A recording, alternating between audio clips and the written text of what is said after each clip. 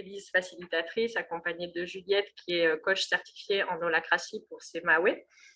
Cet après-midi va être assez courte. On a décalé de 10 minutes, donc on terminera à 16h10. On va essayer de s'y tenir.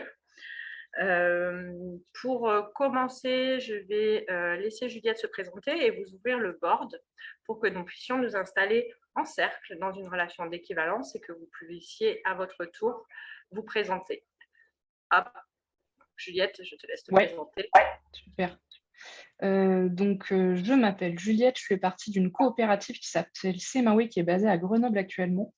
Et si j'interviens aujourd'hui, c'est parce qu'il y a maintenant une année, je me suis fait certifier coach, donc accompagnante spécialisée dans la gouvernance partagée en holacratie. Aujourd'hui, j'accompagne différents types d'organisations. Vous verrez tout à l'heure, je vous ferai une petite introduction de quelques minutes sur le sujet. Et l'idée, c'est que je vous fasse découvrir une partie de la constitution holacratie aujourd'hui. C'est pour ça que je suis là. Et en général, je travaille plutôt avec des équipes qui sont soit dans des assos, soit dans des entreprises, soit dans des institutions. Voilà, je fais très court parce que je sais qu'on n'a pas beaucoup de temps et je prendrai vos questions plus tard. Heidi, je te laisse la suite. Merci. Est-ce que vous êtes tous sur le board et est-ce que vous avez repéré l'espace qui sera notre espace de travail aujourd'hui? Vous pouvez me faire un petit pouce en l'air si c'est bon ou si vous avez un... Oh. Ah non, il y a un souci chez Catherine. Est-ce que tu veux nous dire ton souci, Catherine? En attendant, pour les autres qui sont déjà sur le board, je nous ai donc, Julia, du coup, tu l'as vécu ce matin, je nous ai donc installés en cercle pour symboliser cette relation d'équivalence et poser aussi un format et un cadre à notre échange. Dans ce cercle, je nous ai positionné, Juliette, moi et potentiellement une personne ou deux pour faire la restitution de l'atelier que nous allons vivre ensemble au moment de la plénière à 16h10, une restitution de 1 à 2 minutes très courte sur les grandes idées, les grandes questions, ce que ça a soulevé, comment s'est passé l'atelier. Nous avons, Juliette et moi, défini notre rôle. J'ai défini également celui de la restitutrice ou du restituteur. Je vous invite donc, dans un premier temps, à venir vous positionner autour du cercle avec votre prénom et votre organisation, si vous faites partie d'un collectif, si vous avez un rôle dans ce collectif. Voilà, quelque chose d'assez simple qui nous permet de vous connaître et de mieux adapter aussi la présentation que va nous faire Juliette tout à l'heure de l'holacratie. Donc, en avant pour les post-it.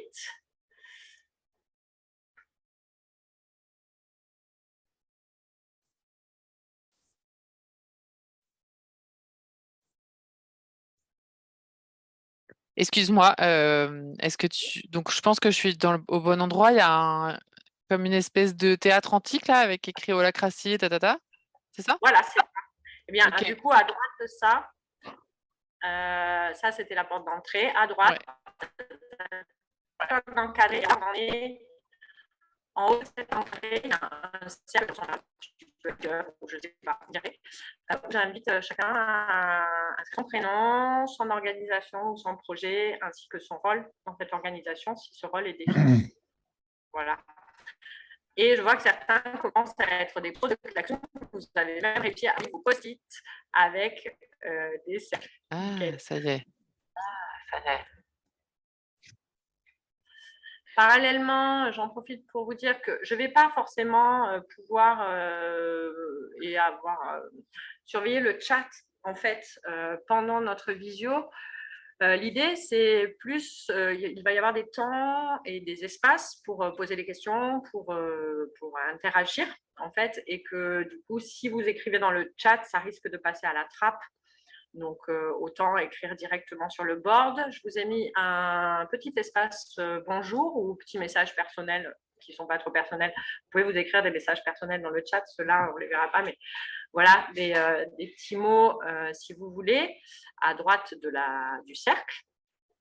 Et pour ce qui est des questions, on aura des espaces spécifiques pour les questions avec des tours de parole ou des sous-groupes tout à l'heure.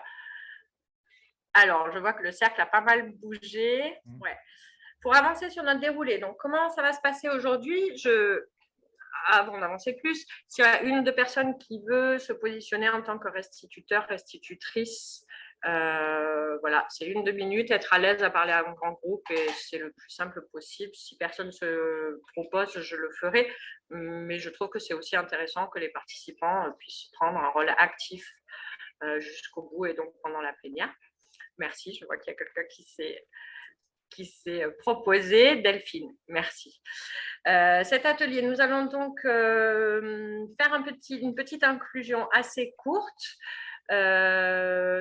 Juliette va nous présenter quelques fondamentaux de l'holacratie. On aura un premier tour de questions-réponses, puis on partira en sous-groupe pour aller explorer un des chapitres de la Constitution holacratique. Il y a plusieurs articles. On a choisi un article qui est plus autour des relations interpersonnelles. Tu me corrigeras, Juliette, dans les terminologies pour que ce soit plus intéressant pour vous. Donc, on fera des sous-groupes qui vous permettront d'aller lire ces quelques articles. Ce n'est pas très long. Et surtout, de vous questionner dessus pour revenir et interroger Juliette et pouvoir aller plus loin dans la compréhension de cette approche de la gouvernance partagée. Donc, en inclusion, je vous propose, on est en début d'après-midi, on a pour certains vécu toute la matinée ensemble en visio. Notre niveau de disponibilité peut varier entre 0 et 5. Donc, un premier petit outil, c'est votre niveau de disponibilité sur cette flèche, donc à droite du cercle, de pouvoir aller mettre vos prénoms, votre post-it là où vous vous sentez en termes de disponibilité. Moi, par exemple, je vais me positionner assez bas parce que je me sens fatiguée.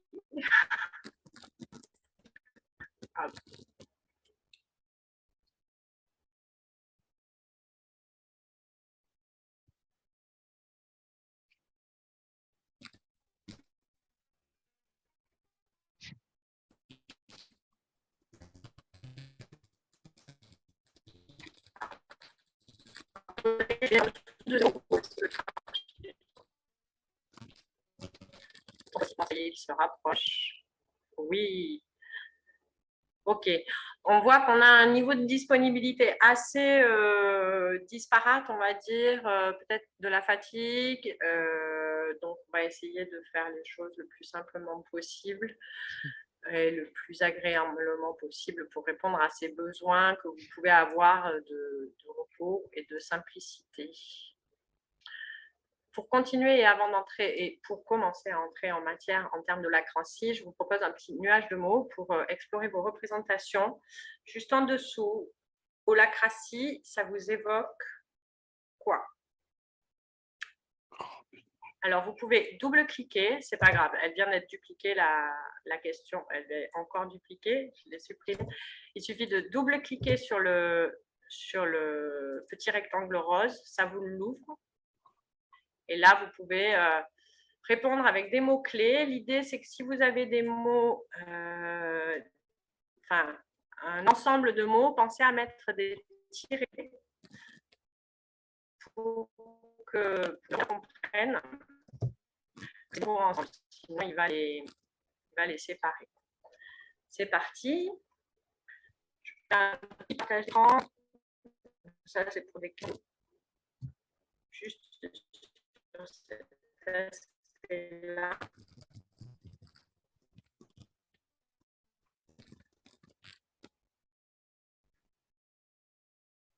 Et on voit que le nuage de mots bouge pas mal. Horizontalité, holistique, organique, organisation, constitution, cercle, rôle, partage, nébuleuse, globalité, cadre. Alors, cadre connu encore, ça je ne sais pas si ce n'est pas un process. Cadre peu connu encore, c'était peut-être une seule phrase en fait. Ok, et peu de représentation. Donc, de la découverte à 100% ou presque. Bien, je vais passer la parole à Juliette qui va nous permettre d'aller découvrir un peu plus à travers les fondamentaux de l'holacratie et on aura un temps de questions-réponses pour ça. On a 5 à 8 minutes, c'est très court, pour cette présentation. Juliette. C'est parti. Est-ce que tu veux bien juste faire un zoom sur le poster en partage d'écran, Élise? Ouais, alors. Ou pas? Dis-moi, sinon je partage moi. j'ai pas la main sur sur le Zoom. Hop, parce qu'il faut avoir un compte payant et que mon compte n'est pas payant. Par contre, je peux partager mon écran. Oui, c'était ça ma demande. Est-ce que tu peux partager le poster à l'écran? Sinon, je le fais moi. Oui, je vous le partage. Génial. Ok, je lance mon petit chrono pour être sûre d'être dans les temps. Et c'est parti. Je veux bien que vous coupiez vos micros pendant que je parle parce qu'il y a de la réverbération. Je ne sais pas chez qui je m'entends en résonance, s'il vous plaît. Merci beaucoup.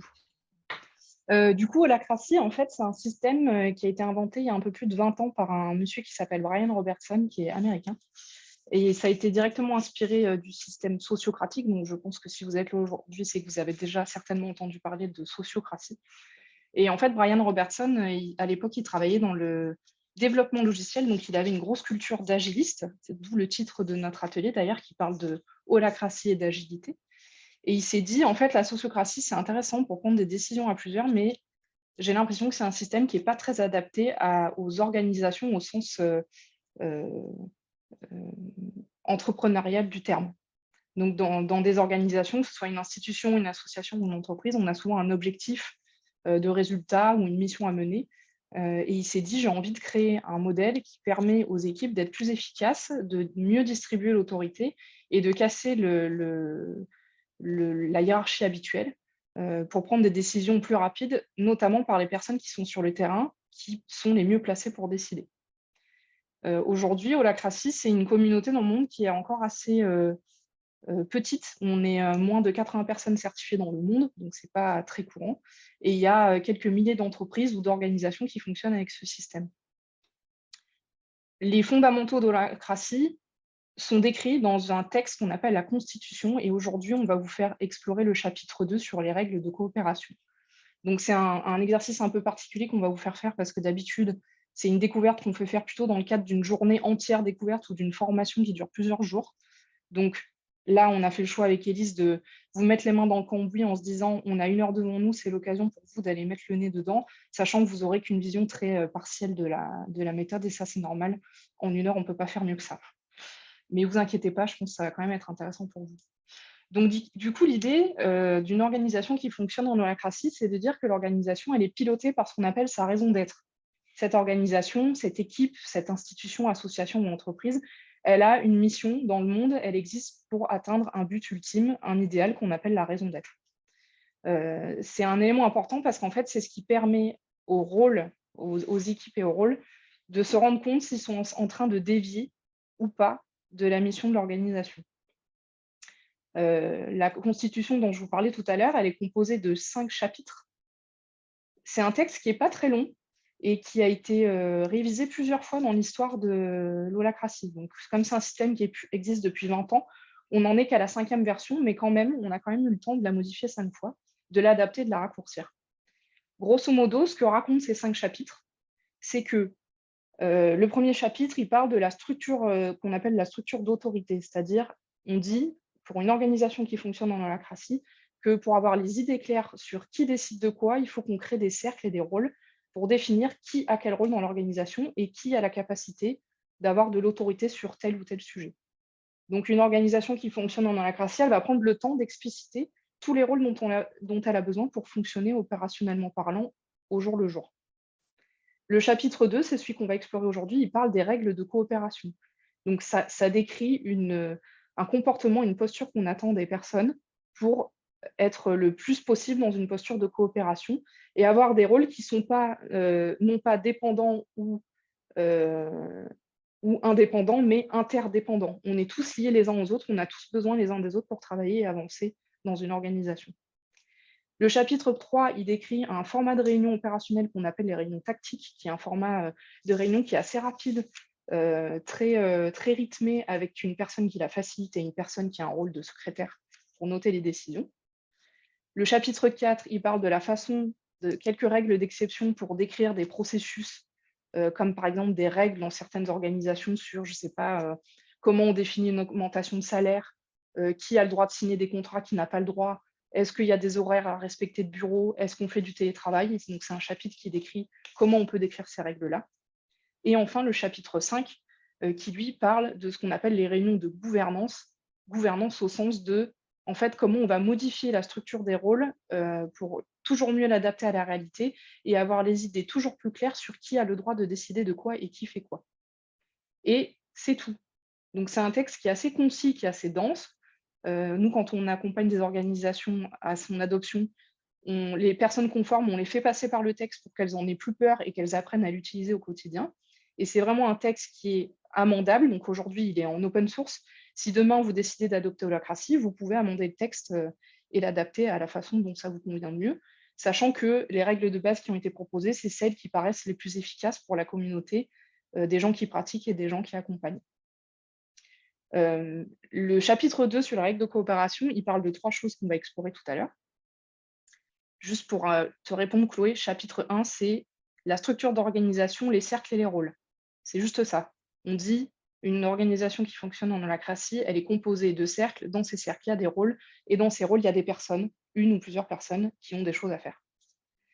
Donc, dans les règles de coopération, les 3 règles qu'on va voir tout à l'heure, il y a le devoir de traitement, le devoir de priorisation et le devoir de transparence. Pour l'instant, je ne vous en dis pas beaucoup plus là-dessus parce que vous allez lire le texte vous-même et vous allez pouvoir échanger là-dessus en dernière partie d'atelier. Et puis, il y a une sous-partie de ce chapitre qu'on n'aura pas le temps d'explorer aujourd'hui qui s'appelle les accords relationnels, qui est vraiment dédié à mettre de l'explicite d'adulte à adulte sur de quoi on a besoin pour bien travailler ensemble entre collaborateurs. De quoi moi j'ai besoin, Juliette, pour me sentir à l'aise quand je bosse dans le même bureau que Élise et Antoine. Eh ben, peut-être que j'ai besoin à certains moments d'avoir un peu plus de silence. Peut-être que c'est difficile pour moi de me faire couper dans ma concentration. Et les accords relationnels, ça va servir à faire des propositions, c'est-à-dire faire une proposition où on décrit un comportement qui va nous permettre de mieux travailler et les gens sont libres ou pas d'y souscrire. Donc ça, c'est un chapitre qui a été ajouté dans la 5e version de la Constitution. Ensuite, si on descend un peu plus bas dans le poster, on voit qu'il y a la notion de tension dynamique. Le mot tension dynamique en holacratie, ce n'est pas du tout un gros mot. Tension, ce n'est pas un mot négatif, ça ne veut pas dire « je ne suis pas content ». Tension, c'est l'écart entre la réalité et l'idéal que je voudrais obtenir. Une tension, ça peut être, par exemple, il me manque une info pour avancer. Ou alors, ça peut être, en fait, on a signé un gros contrat, c'est super bien, et maintenant, il faut qu'on s'organise pour le mener à bien. Et en fait, on va partir de ces éléments-là de la vie quotidienne pour aller modifier la gouvernance, toujours l'adapter toujours mieux à en fait, comment on doit bien s'organiser pour travailler ensemble. De ces tensions dynamiques découlent les 2 formats de réunion dont je vous ai parlé tout à l'heure, donc la réunion de triage ou tactique, il y a 2 façons de l'appeler, dans laquelle on va avoir des espaces de synchronisation. Donc une réunion tactique, c'est vraiment une réunion purement opérationnelle, où on va se rassembler en équipe, on va partager des indicateurs, on va se donner des nouvelles sur les projets, et puis on va amener chacun des points, on va constituer l'ordre du jour séance tenante, on n'a même pas besoin de le préparer à l'avance. Ceux qui veulent le préparer à l'avance sont libres de le faire, mais ce n'est pas obligatoire. Et chacun va pouvoir amener son point. Et l'objectif, c'est que le facilitateur s'assure que la personne qui amène son point, elle reparte avec un premier pas minimum pour l'aider à avancer sur son sujet. Ça, c'est un élément hyper important de la réunion tactique. Et puis, pour régler les tensions dynamiques, il y a ce fameux 2e format de réunion de gouvernance où là, on va les modifier les rôles, on va les mettre de la clarté sur qui fait quoi. Peut-être qu'il y a un rôle qui est trop gros, qui a besoin d'être coupé en 2. Peut-être qu'il y a un rôle qui est trop flou pour la personne qui est dedans, elle a besoin de préciser ce qu'elle fait dedans. Peut-être qu'il y a un rôle qui n'est pas assez précis pour un autre collaborateur et qui ne sait pas ce qu'il peut demander au rôle en question. Et pour ça, on a les réunions de gouvernance avec un système qu'on appelle la décision intégrative, qui ressemble à la décision par consentement, mais qui n'est pas exactement pareil. Il y a une petite nuance sur la façon dont on pose la question si quelqu'un a une objection. Et puis, il y a ce qu'on appelle les autorités explicitées. C'est ce que je vous ai expliqué dans le chapitre 4. Et pour expliquer ces autorités, on a plusieurs façons de faire. Donc, on a notamment les cercles et les rôles. Ces cercles et ces rôles, ils ont une raison d'être. Ils ont ce qu'on appelle des redevabilités, c'est-à-dire ce sont quoi les actions récurrentes qu'on peut attendre d'un cercle ou d'un rôle. Et puis, ils ont ce qu'on appelle la notion de domaine. Un domaine, ça va être une sorte d'autorité exclusive sur un sujet. Je vous donne un exemple concret. Dans une organisation, en général, il n'y a qu'une seule personne qui est habilitée à signer les contrats d'embauche. Ça s'appelle un domaine. Si quelqu'un d'autre se mettait à signer un contrat d'embauche dans l'organisation, on aurait un gros problème, parce que ça veut dire qu'on serait en train d'embaucher à tout va, il n'y a personne qui aurait une visibilité là-dessus. Voilà pour vous résumer dans les grandes lignes. Ça fait 9 minutes que je parle. Je vais m'arrêter là. Je sais que c'est très, très rapide, mais on n'a pas beaucoup de temps. C'était vraiment pour vous poser les bases d'un fonctionnement en holacratie. C'est bon pour toi, Elise? C'est bon pour moi, je te remercie. Ok. Du coup, on va faire un premier temps. Je vous ai sorti du partage d'écran un peu vite, je suis désolée. On va faire un premier temps de questions-réponses sur ces fondamentaux. C'est timé, hein, c'est vraiment. On a 10 minutes pour des premières questions avant de plonger dans ce chapitre 2 sur les règles de coopération. Pour une fluidité des échanges, je vous propose à côté des 4, normalement on avait prévu de faire des sous-groupes, mais on est peu nombreux, à côté du poster, de venir mettre des post-it les uns en dessous des autres pour prendre la parole. Et j'invite le premier qui a envie de poser une question à prendre la parole et aux autres à post-iter pour marquer leur place dans le tour.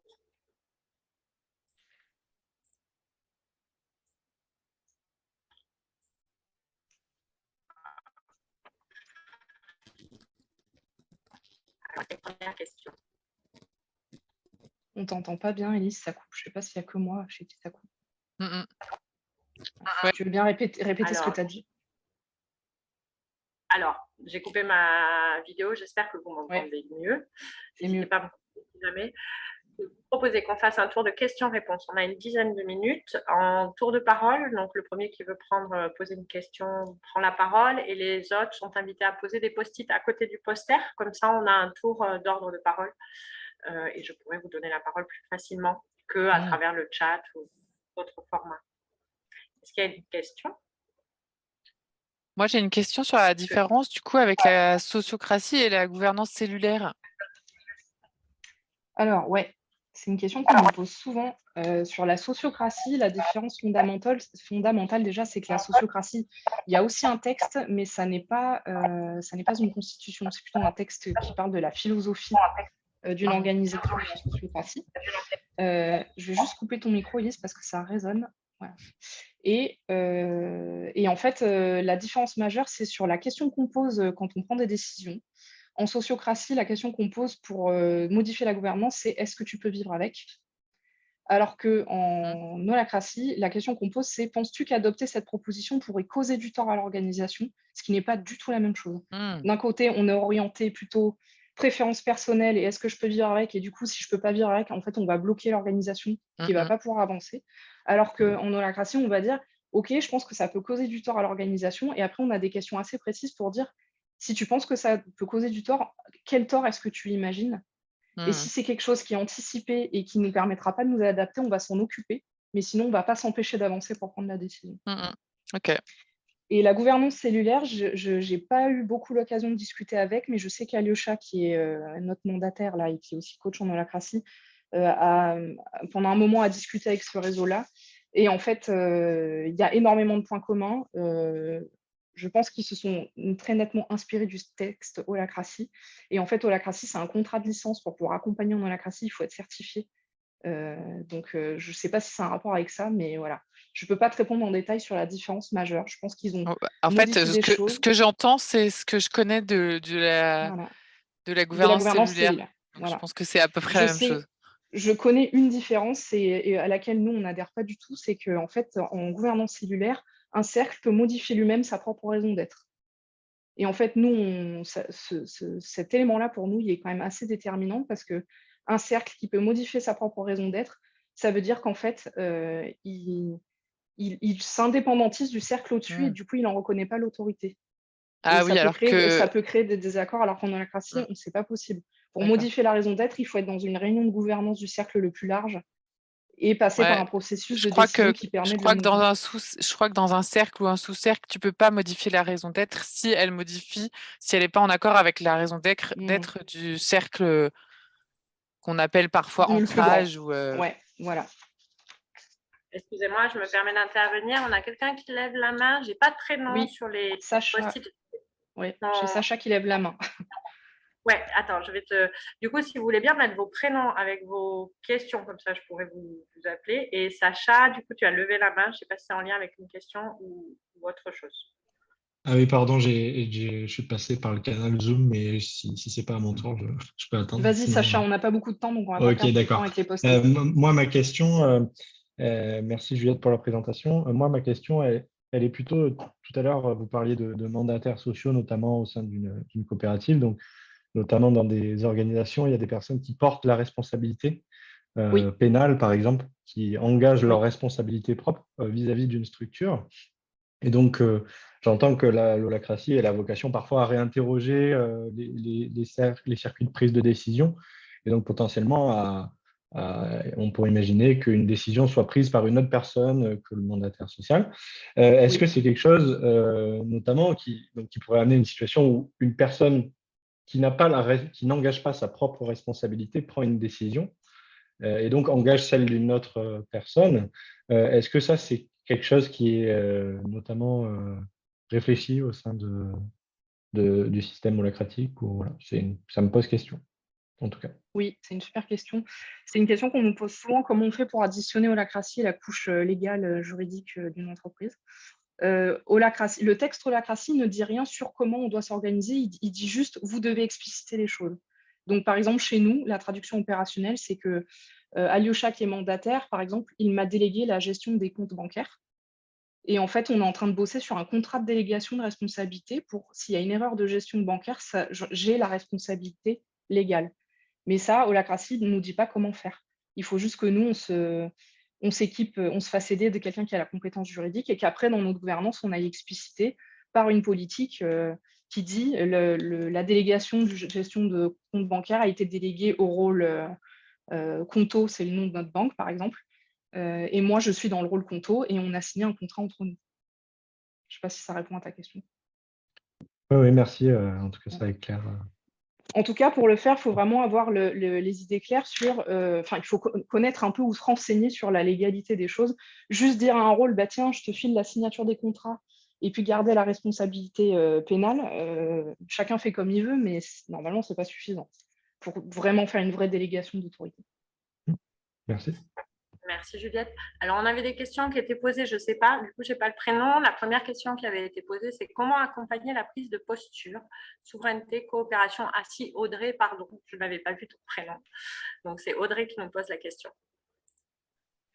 Alors, c'est une question qui est très, très large. Je ne sais pas si je vais réussir à répondre de manière concise parce que c'est un peu tout l'objet d'un accompagnement en holacratie. Donc, en tout cas, il y a quand même des règles assez simples. Quand une organisation accepte de jouer les règles du jeu et que tout le monde signe la Constitution, c'est-à-dire que tout le monde reconnaît et donne autorité au texte pour avancer. Et ce texte, il a quand même des choses assez précises sur, d'un côté, les règles de coopération, c'est ce que vous allez explorer tout à l'heure, c'est-à-dire qu'est-ce qu'on propose de mettre en place pour que on puisse s'aider les uns les autres et se soutenir les uns les autres dans le quotidien opérationnel.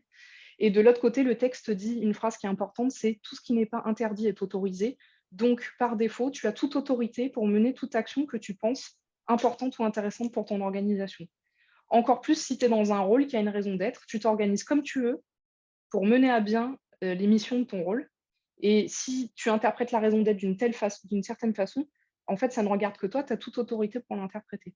Donc, c'est vraiment un juste milieu entre de la coopération d'un côté et puis la souveraineté des personnes dans leur rôle où on leur dit, en fait, si tu as été mis dans ce rôle-là, c'est que tu as les compétences ou en tout cas que tu as un élan suffisant pour être dedans et on te fait confiance pour que tu puisses mener à bien tes missions.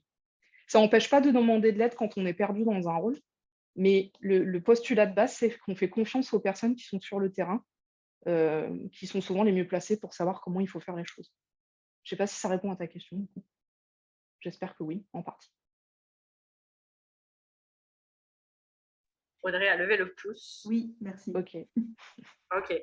Je vais être obligée de prendre la dernière question, en fait, si on veut pouvoir aller explorer le chapitre qu'on vous propose aujourd'hui. On avait une question de Julia. Est-ce que la raison d'être peut être assimilée ou complétée par des objectifs pour garder un cap commun? Tout à fait. Et juste peut-être pendant que je réponds à la dernière question, Élise, je ne sais pas si tu as commencé à paramétrer les sous-salles, mais si ce n'est pas le cas, je te laisse le faire. Ouais. Comme ça, on ne perd pas de temps. Oui, on peut compléter une raison d'être avec des objectifs. Il y a ce qu'on appelle des OKR. Je ne sais pas si vous avez déjà entendu cet acronyme. OKR, ça veut dire Objective Key Result. En gros, ça veut dire résultat clé. Et en fait, à un cercle, on peut associer des résultats clés. Je vous donne un exemple tout bête. Chez nous, on a un cercle qui s'appelle Influence, qui est en charge de tout ce qui concerne la communication de notre entreprise. On a un énorme enjeu de pédagogie à faire sur holacratie. Et pour répondre à ces enjeux de pédagogie, on s'est fixé des objectifs dans l'année par exemple, d'organiser plusieurs événements. Et une fois qu'on a défini qu'on voulait organiser, je ne sais pas, 4 ou 5 événements différents pendant l'année, on a mis des sous-objectifs en se disant à chaque fois, ça serait quand même bien qu'on arrive à toucher au moins 20 à 50 personnes selon la nature des événements. Et en fait, ça, c'est des choses qu'on peut mesurer au fur et à mesure qu'on avance dans l'année. Alors, comme on est dans des organisations agiles et vivantes, l'idée d'une organisation dans l'Holacracy, c'est qu'elle continue à s'adapter à son contexte et que ce n'est pas parce qu'on s'est fixé des objectifs au mois de janvier qu'il faut bêtement qu'on les applique jusqu'au mois de décembre. Il faut quand même tenir compte des aléas, des contextes externes, des limitations qu'on peut rencontrer. Je ne sais pas, on a un problème économique, on ne va pas s'obliger à respecter les objectifs qu'on s'était fixés si ça fait plus sens. Ça permet de se réquestionner sans cesse.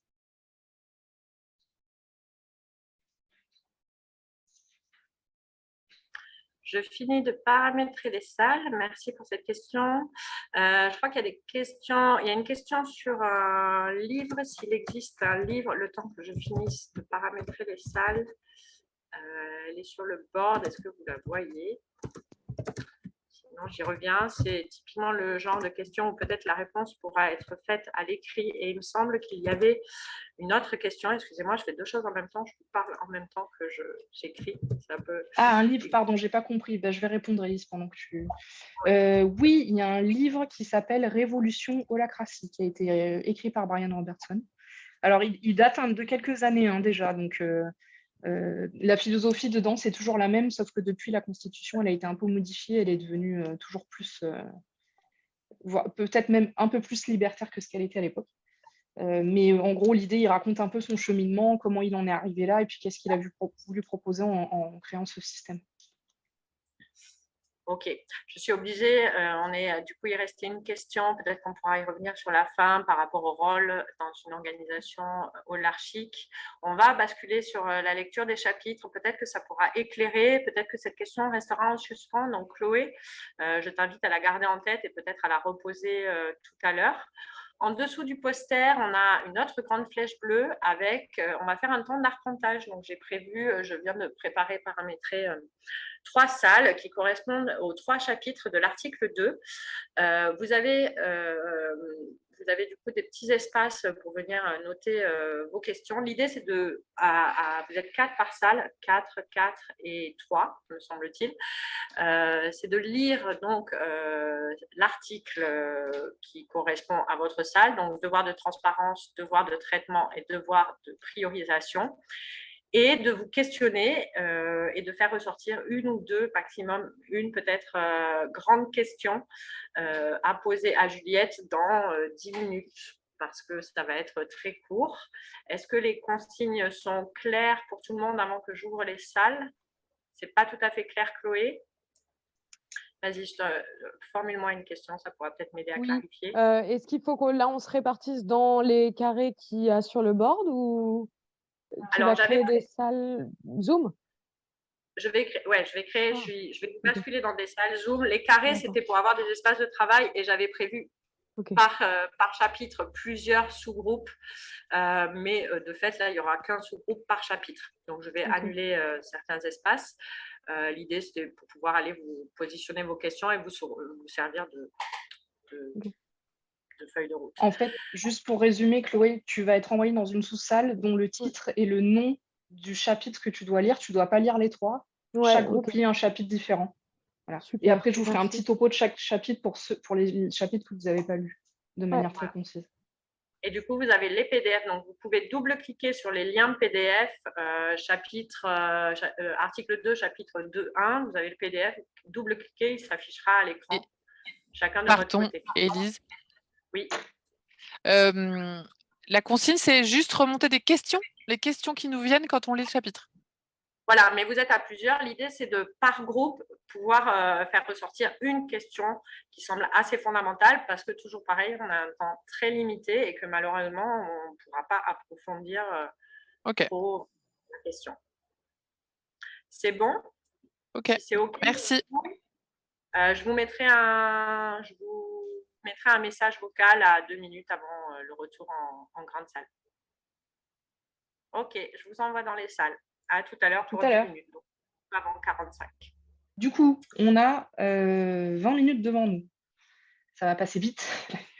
L'idée, là, la proposition, c'est que je vous fasse un petit topo rapido à chaque fois de chaque sous-partie pour que ceux qui n'ont pas lu le chapitre 2.1 comprennent dans les grandes lignes ce qu'il y a dedans. Donc, ça va être très concis.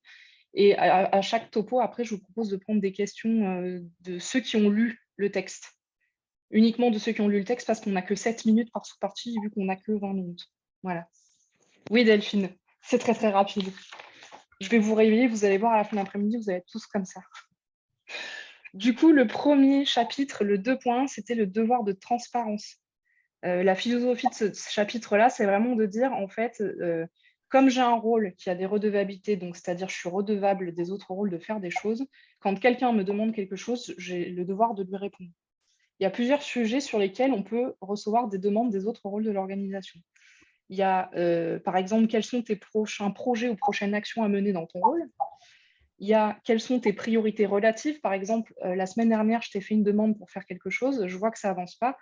Avec quoi d'autre c'est en conflit de manière prioritaire? Pourquoi est-ce que ça n'avance pas? Donc, j'ai le droit de poser des questions là-dessus.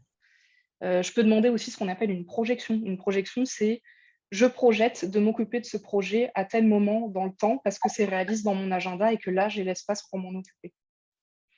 Et puis après, il y a d'autres sujets comme les indicateurs ou les checklists. Donc, je ne vais pas trop rentrer dans les détails là-dessus, mais en gros, une checklist, c'est une action récurrente qu'on doit mener, une nouvelle habitude qu'on doit prendre. Donc, on peut demander des nouvelles là-dessus. Et puis, un indicateur, c'est par exemple un indicateur chiffré qu'un rôle peut détenir. J'ai le droit de poser des questions là-dessus ou de demander des infos sur cet indicateur-là. Et enfin, le dernier aspect, ce sont les progrès réalisés. S'il y a un rôle qui m'a fait une demande pour mener à bien un projet et qu'elle me dit où est-ce que tu en es, quoi de nouveau sur ce projet, j'ai le devoir de lui partager les progrès réalisés dès que je peux. Ça comprend dire, en fait, je n'ai pas avancé. Ça, on a le droit de répondre à ça. Mais l'idée, c'est de donner des nouvelles quand on nous le demande. Pour les personnes qui ont lu ce chapitre sur le devoir de transparence, est-ce que vous avez une ou deux questions brûlantes auxquelles je pourrais répondre? Sacha. Oui, je prends la parole pour le groupe, mais c'est vrai que nous, on s'est demandé à la lecture, alors on s'est aperçu déjà de manière générale qu'il nous manquait pas mal d'informations, et c'est normal, sur l'holacratie. Voilà, on a une connaissance finalement pas assez fine, mais à la lecture de l'article, on se disait, la question qu'on se posait, c'est où s'arrête l'enjeu de transparence et où commence le contrôle finalement de la part des autres membres de l'organisation, et du coup ça nous questionnait sur le degré d'autonomie qu'avait la personne vis-à-vis de son rôle. Oui. Alors, sur Voilà. les enjeux de transparence, c'est une bonne question. En fait, il y a quand même une notion importante, c'est d'avoir conscience que quand on demande des nouvelles à quelqu'un, normalement, la posture philosophique, c'est de dire dans quel rôle on demande ça et à quel rôle on s'adresse. On a plusieurs rôles dans une organisation. En général, on n'en a pas qu'un. On fait tous plein de trucs différents. Si moi, je te demande, Sacha, des nouvelles sur tel projet, je prends la peine de dire, dans ton rôle X, je sais que tu mènes à bien tel projet. Moi, j'ai besoin d'avoir des nouvelles dans mon rôle Y. Donc, ma demande, elle a une raison derrière. Je te fais pas juste une demande pour le plaisir de t'obliger à faire du reporting. Parce que là, on rentre dans un système qui devient en effet très contrôlant et puis surtout qui fait perdre du temps à tout le monde. Si je n'ai pas besoin de l'info, pourquoi je te la demanderais en fait? Donc, l'idée, c'est d'avoir une attention là-dessus. En général, dans des organisations qui adoptent au début, il peut y avoir ça peut apparaître. Et ce qu'on essaye de faire, nous, c'est qu'on essaye d'inciter les personnes à dire, mais en fait, dans quel rôle tu t'exprimes et clarifie quelle est l'attention derrière. Pourquoi est-ce que tu demandes des nouvelles? Est-ce que tu as besoin de quelque chose? Est-ce que tu as besoin que ça aille plus vite? Est-ce qu'il te manque une info? Est-ce que tu t'inquiètes? Si tu t'inquiètes, de quoi tu aurais besoin pour moins t'inquiéter? Voilà. Et alors, je sais qu'Élise, vous avez limité à une question, mais on peut en prendre quelques autres, parce qu'on a encore 4 minutes sur ce temps-là. Donc, si vous en avez, n'hésitez pas. Il y a une autre question, dans ce premier groupe, il y a une autre question qui a été posée sur le board. Est-ce que quelqu'un peut la soumettre à Juliette? Ce groupe-là. Je reprends la parole sur ce groupe-là. C'est une question d'ordre plus général sur le système holacratique. À la première lecture, on est resté assez dubitatif. On s'est dit, il nous manque plein de connaissances de base là. Ouais. Un lexique, voilà, on a senti qu'il nous manquait des choses et la première lecture, en fait, on n'a pas compris grand-chose de ce qu'on lisait. Donc voilà, la question c'est quels sont les prérequis à la mise en place d'un système holacratique? Est-ce qu'il faut qu'on soit déjà passé par un autre modèle plus simple? Je ne sais pas, avant de monter sur celui-ci, est-ce qu'il nous faut l'équipe? Est-ce qu'il nous faut des outils? Voilà, quels sont les prérequis avant de passer sur Ouais. ce modèle? Donc c'est plus Bonne général. question. Ouais.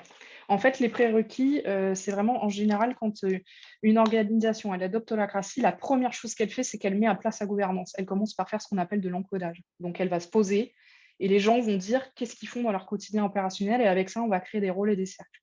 Donc, on va ne faire que cartographier qui fait quoi, qui fait déjà quoi, qu'est-ce qui est déjà existant.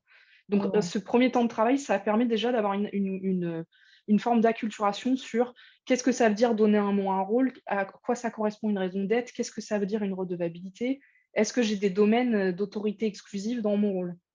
Et ça permet à tout le monde d'avoir les idées claires sur qui peut décider de quoi, qui fait quoi, et éventuellement comment on décide de structurer la gouvernance. Est-ce qu'il y a des sous-cercles ou est-ce qu'il n'y en a pas? Et ça dépend vraiment de chaque organisation. Il n'y a pas du tout une recette unique. Ça, c'est du sur-mesure. Et puis après, en général, il y a un temps de journée découverte. Ça, c'est assez essentiel. Parce qu'en fait, si on n'a pas compris le minimum du minimum des bases pour fonctionner en holacratie, adopter le texte sur le devoir de coopération, ce n'est pas évident. Et pendant cette journée-là, on va aller explorer le vocabulaire. On va apprendre à comprendre qu'est-ce que c'est la différence entre un projet et une action. Par exemple, une action, c'est une action. Un projet, ce sont plusieurs actions. Un projet, il y a un résultat à atteindre à la fin. On va apprendre la notion de projection. Une projection, c'est à la différence d'une deadline, c'est quand est-ce que je projette de travailler dessus. Ce n'est pas sûr à 100%, mais de manière réaliste, quand est-ce que je vais me mettre à travailler là-dessus. Et puis ensuite, en général, il y a la formation d'un minimum de l'équipe. Par exemple, pour qu'une organisation fonctionne bien en holacratie, c'est quand même pas mal d'avoir minimum 15 à 20% des effectifs qui sont formés. En dessous de ça, c'est compliqué d'adopter la pratique parce qu'il y a quand même pas mal de choses à revisiter, quoi. Voilà, pour répondre de manière concise à ta question. Merci. Merci Juliette. Du coup, on est obligé d'enchaîner avec le deuxième chapitre et le deuxième groupe, le devoir de traitement. Donc Juliette, si tu veux nous faire un c'est parti. Alors, le devoir de traitement. L'idée du devoir de traitement, c'est vraiment de dire, comme on est tous interdépendants de rôle à rôle, si quelqu'un nous fait une demande, on a le devoir de la traiter. Ça ne veut pas dire qu'on doit la traiter tout de suite, là, dans l'instant, arrêter de faire tout ce qu'on est en train de faire. Non, pas du tout. L'idée, c'est de dire, en fait, dès que j'ai de la disponibilité, je prends la peine de répondre, mais de répondre à minima, soit de dire, j'accuse réception, j'ai bien reçu, je te réponds demain, soit de répondre directement à la sollicitation. Et il y a plusieurs choses qu'on peut faire, qu'on peut demander. On peut demander des clarifications. Par exemple, sur tel projet que je t'ai confié, c'est quoi les prochaines étapes ou la prochaine action que tu as prévu de mener, j'ai envie d'avoir des nouvelles. On peut aussi faire des requêtes pour des nouveaux projets ou des nouvelles actions. Dans ton rôle X, est-ce que tu voudrais bien prendre tel projet? Est-ce que ça fait sens dans ton rôle? Là, on a le devoir de dire oui, non, je prends, et puis éventuellement de dire quand est-ce que je peux m'en occuper. Et puis, il y a une dernière notion, c'est une requête pour impacter un domaine. Cette chose-là, elle est hyper importante. Et je pense que pour le groupe qui a dû lire, ils ont dû se dire, qu'est-ce que c'est que ce truc? Comme je vous l'ai dit tout à l'heure, un domaine, c'est vraiment c'est l'équivalent d'une propriété privée. Un domaine, c'est comme si j'avais un terrain.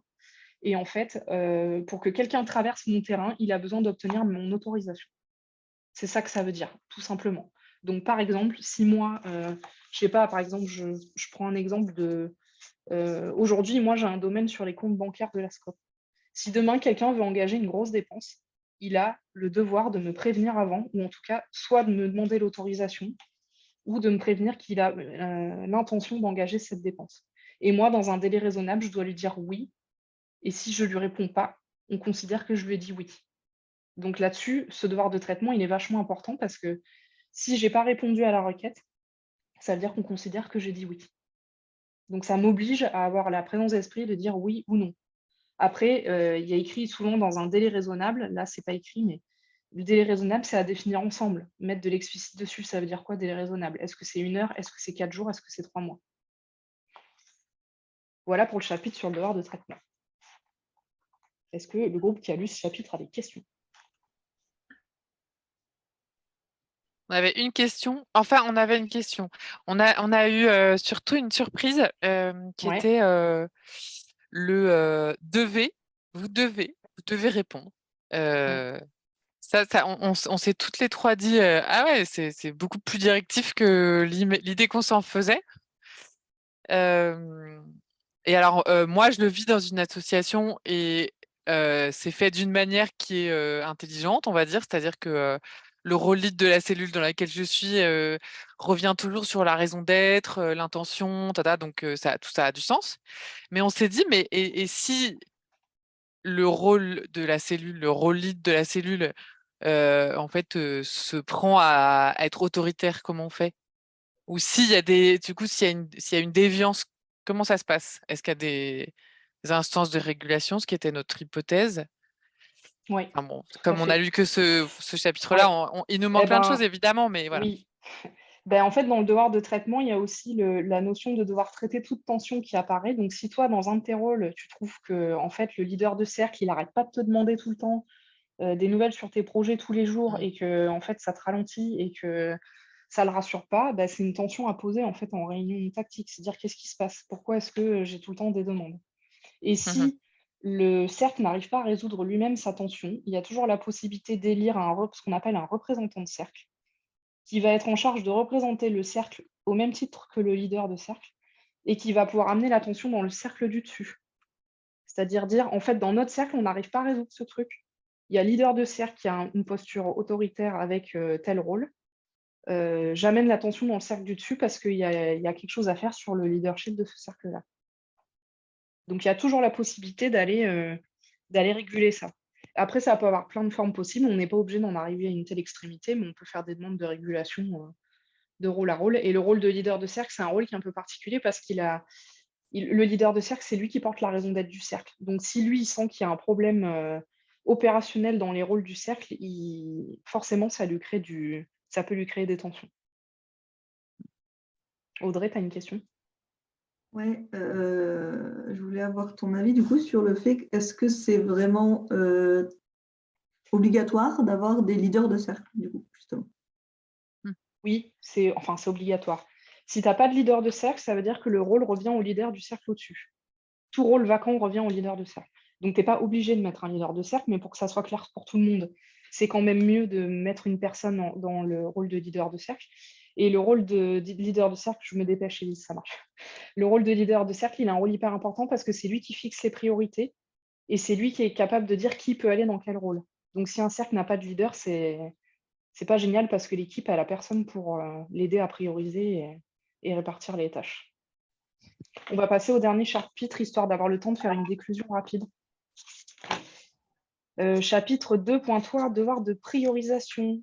En tant que membre de l'équipe, vous avez le devoir de prioriser votre attention en respectant ce qui suit.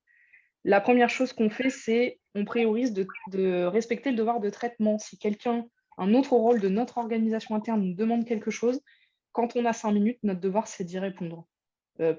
Partiellement, ou comme je vous disais tout à l'heure, à minima d'accuser réception. La deuxième chose qu'on priorise, ce sont les réunions. Et cette chose-là, elle est intéressante. En général, quand on la lit la première fois, on ne comprend pas la nuance. On dit « Oh là là, on nous oblige à participer aux réunions ». Dans ce chapitre, il y a une phrase qui est hyper importante qui dit « En fait, si vous avez des projets plus prioritaires qu'une réunion, n'allez pas en réunion. Mais si vous n'avez rien de plus prioritaire qu'une réunion, allez-y parce qu'il va se passer des choses et vous allez vous échanger des demandes et des informations importantes de rôle à rôle. » Il y a aussi les priorités du cercle. Quand vous choisissez sur quoi travailler dans un de vos rôles, vous avez le devoir de prioriser. Et pour ça, dans un cercle, on a ce qu'on appelle des stratégies en holacratie.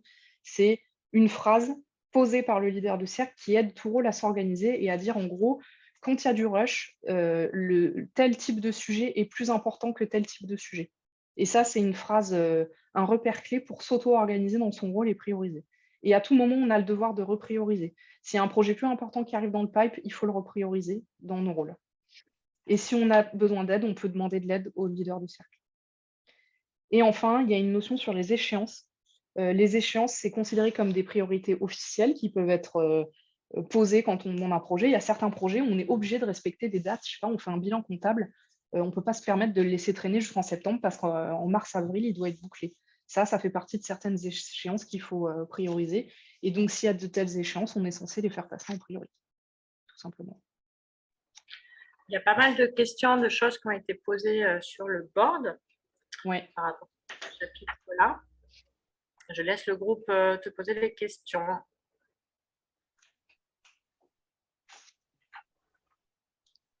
Quelqu'un du 3e groupe?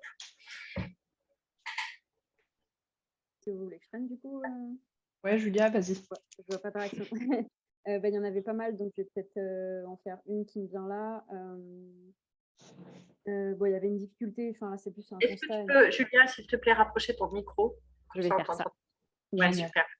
Désolée pour ça. Du coup, il y avait une difficulté de compréhension au départ parce qu'on ne voyait pas forcément le contexte dans lequel cet article-là, ce document-là s'intégrait, mais et il n'y avait pas forcément le même niveau de connaissance sur l'holacratie dans le groupe.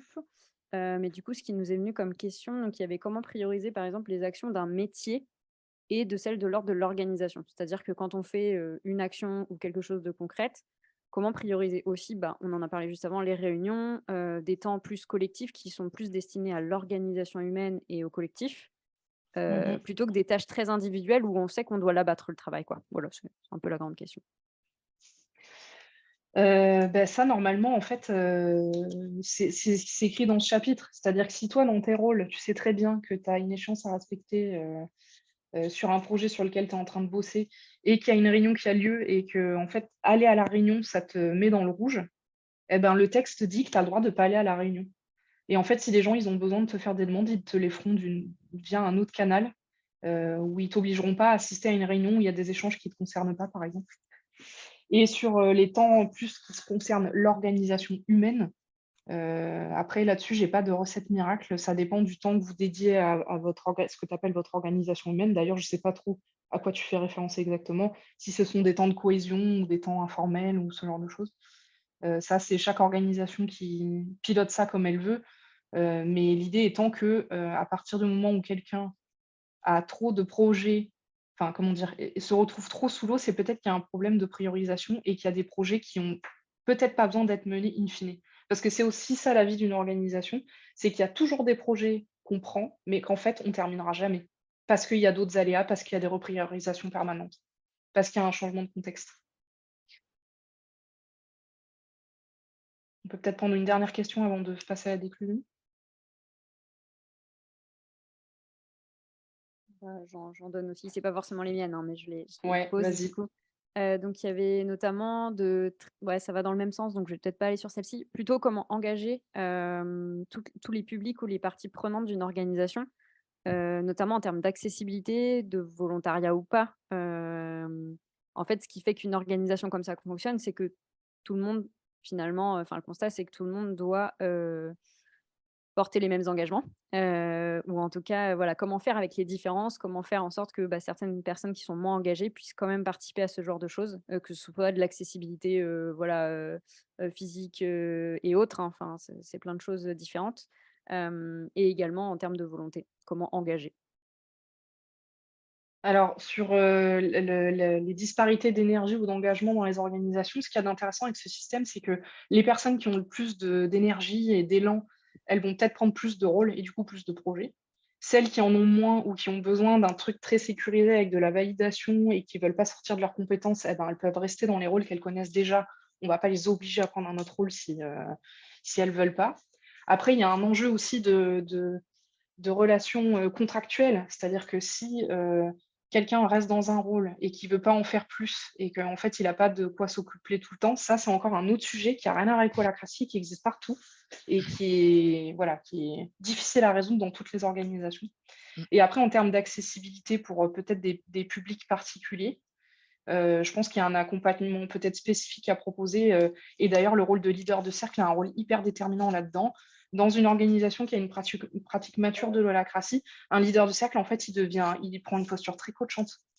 Il devient accompagnant de son équipe. Donc, il est plus là pour donner des injonctions. Il est là pour poser des demandes de manière assertive quand il en a besoin. Et il est aussi là pour soutenir quand quelqu'un a du mal à respecter les règles. Et puis, il y a un truc déterminant au début, en tout cas, nous, quand on accompagne, c'est qu'on propose une journée d'embarquement où on propose la signature de la Constitution à la fin. Et on ne demande pas obligatoirement aux gens de signer, mais quand il y a un volume minimum de gens qui osent signer le texte, ça crée une énergie commune. Et si tout le monde fonctionne avec les mêmes règles du jeu, a priori, quand tu demandes des nouvelles à Julia et qu'elle te répond avec le sourire, eh ben, c'est cool et ça te donne envie de faire la même chose si c'est Élise qui demande des nouvelles sur ton projet. Donc, il y a une notion de transfert de pratique par la modélisation. C'est-à-dire quelqu'un qui est coopératif, normalement, ça génère des comportements coopératifs autour de lui. Mmh. Ça sera mon dernier mot. Merci Juliette. Désolée les uns les autres de devoir arrêter là les questions-réponses et la découverte de l'holacratie qui va beaucoup plus loin que ce qu'on a pu voir aujourd'hui. Pour clore cet atelier, avant de revenir en plénière, pour ceux j'espère qui pourront rester à la plénière, un petit pépite canif caillou, un outil assez simple pour aller annoter.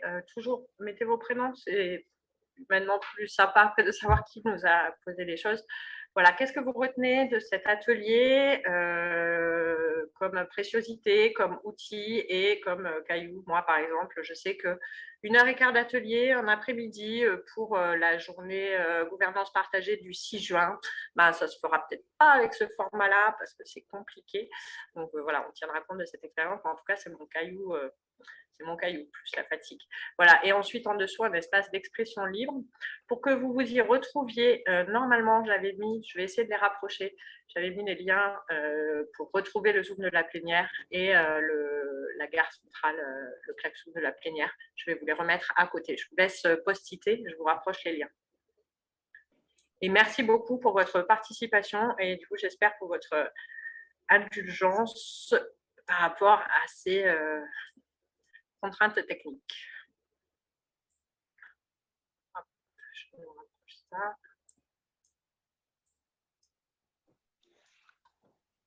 Et je vous le dis comme ça pendant que vous post-itez, si jamais vraiment vous avez envie de pouvoir poser encore plus de questions sur holacratie, de temps en temps, on anime des webinaires, donc n'hésitez pas à venir nous rendre visite parce que c'est un format un peu plus long, alors qu'il y a un peu moins atelier et peut-être un peu plus juste questions-réponses, mais du coup, vous pouvez poser plus de questions si vous avez envie.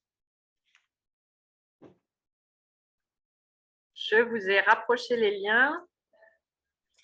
Dans 1 minute, la plénière va s'ouvrir à nouveau. Le board reste ouvert. Moi, je tiens encore une fois à vous remercier. Merci Juliette de cette collaboration, de cette rencontre. Merci à chacun et chacune d'entre vous. J'espère qu'on pourra vous retrouver à une occasion ou une autre avant le 6 juin et sinon, on vous donne rendez-vous le 6 juin. N'hésitez pas, il y a des liens sur le bord de la gare centrale. Il y a des liens vers différents outils, vers les sites des intervenants, vers des outils, voilà, vous pourrez aller piocher. On va capitaliser tout ça pour pouvoir vous le renvoyer. Vous pouvez également continuer à contribuer financièrement sur Hello Asso. Il y a le lien pareil sur le bord de la plénière pour nous aider, nous facilitateurs pro, à ce que ce ne soit pas que du bénévolat ces journées-là et qu'on puisse réitérer et couvrir les différents frais qu'on aura eu pour organiser tout ça. Merci beaucoup.